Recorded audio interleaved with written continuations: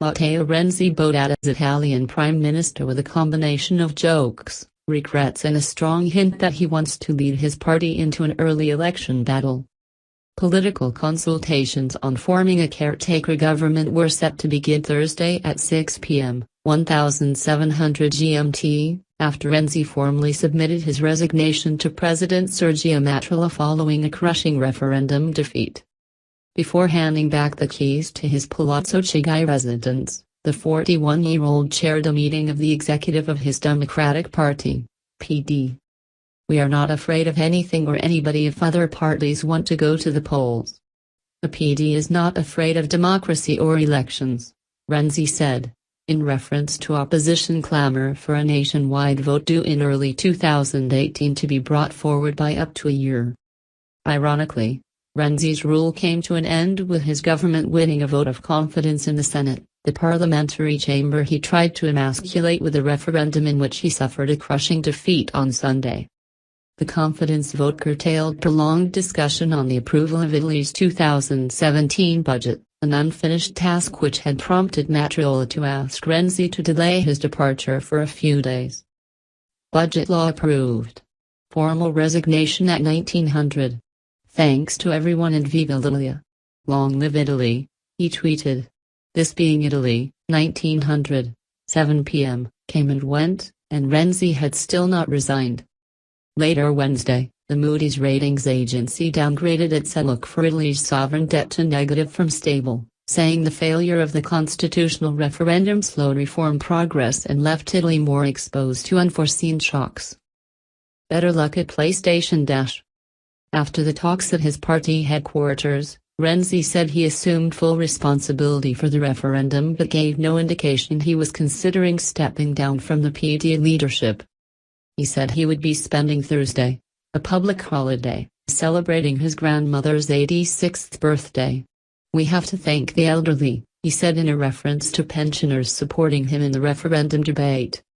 "And hopefully tomorrow I will have more luck in the PlayStation battle with my sons than I have had here," he added.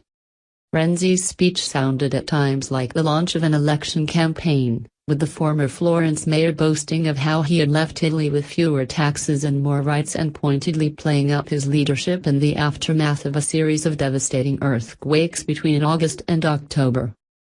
The fallout from the referendum remains unclear, however, with the PD beset by internal divisions that were painfully exposed by the vote.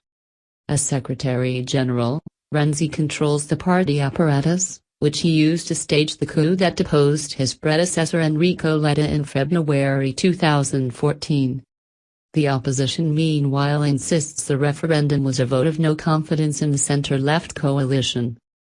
"Either we have immediate elections or we take to the streets," Matteo Salvini, leader of the far-right Northern League, warned Wednesday.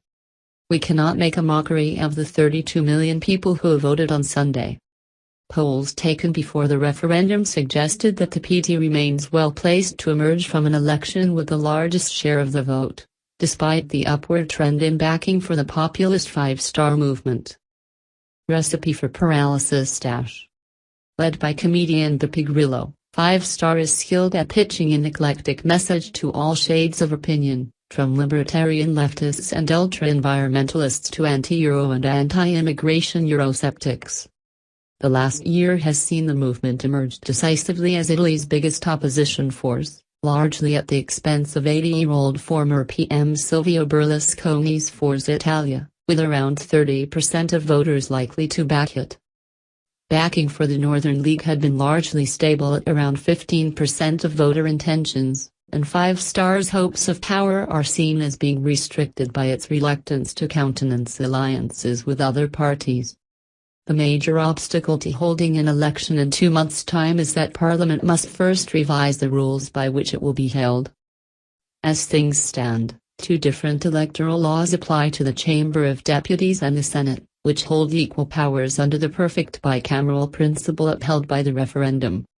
A new system for the Chamber of Deputies, under which the party getting the most votes would be guaranteed a majority of the seats, was approved earlier this year. But all the parties had agreed to revise it before the referendum.